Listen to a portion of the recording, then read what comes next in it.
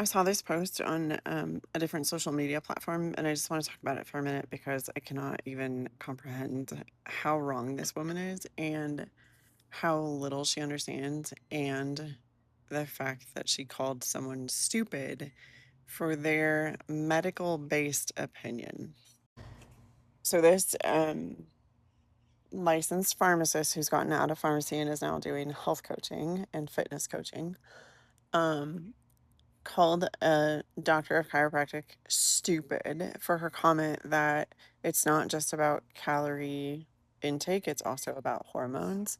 And she like posted the full comment. She called her out by name. She put her in with Dr. Marie Haver, Claire, whatever, the OB-GYN that is really getting people to understand how good hormone replacement therapy can be for them.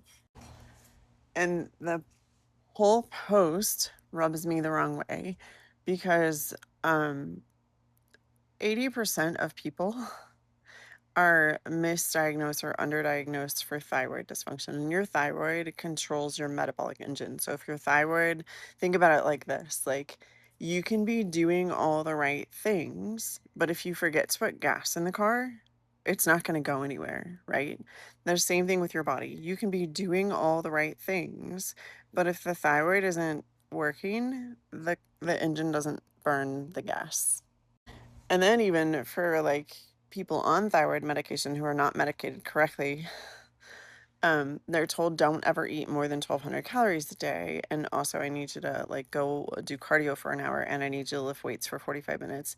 Meanwhile, they don't have enough energy, so their body starts storing every little extra thing as fat because the body is destroying itself when you eat that little and you do that much activity.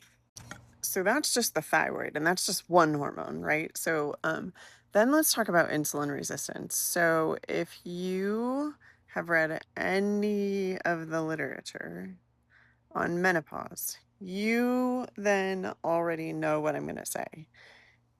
The drop in estrogen causes insulin resistance. Period. End of story.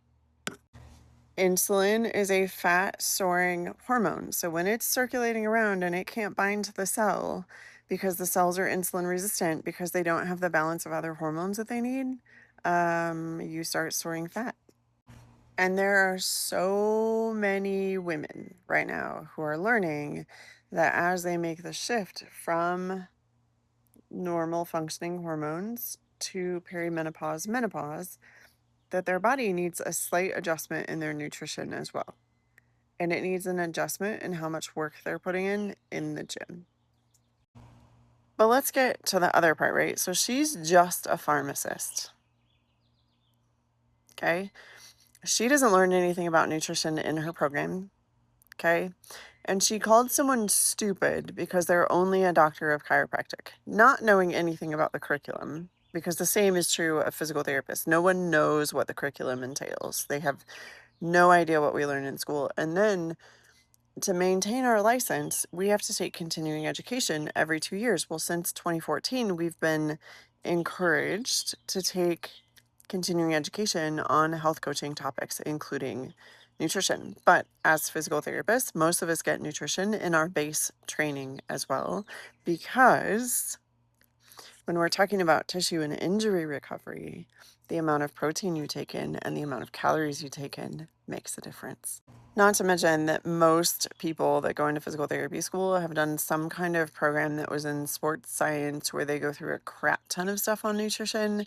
And it was the amount of education we had on nutrition was so much that I just completed the extra 2 classes to get the minor in nutrition in my undergrad because that's how much nutrition I had to take.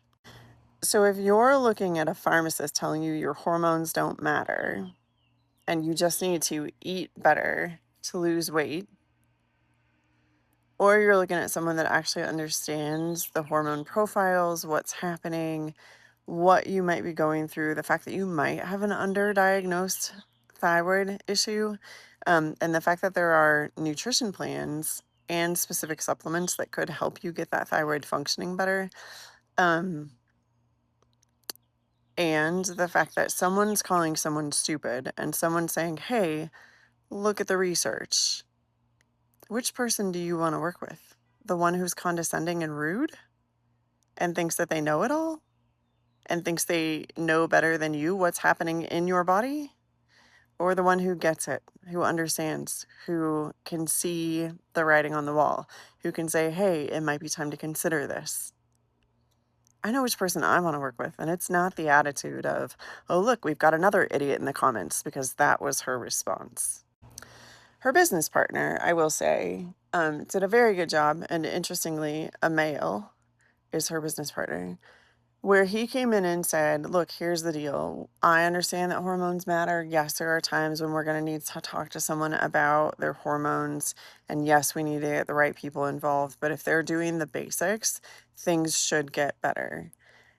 And I appreciate that view. But for all of you women out there who have been eating less than 1,500 calories a day, making sure you're getting 90 grams of protein a day, hitting the gym for an hour to an hour and a half every day, I see you, and I know it's not working, and I'm sorry that there are people out there who still believe that and who haven't managed to figure out what's actually going on with you, because they also are the same people that still believe normal is good.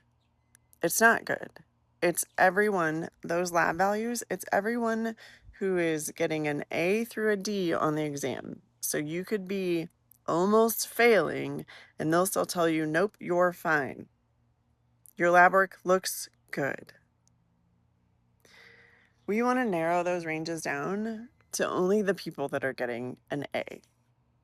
And if you're not getting an A, we want to work with you to get you an A. How does that sound? Better than this person is stupid and doesn't know what they're talking about, saying hormones matter more than calories?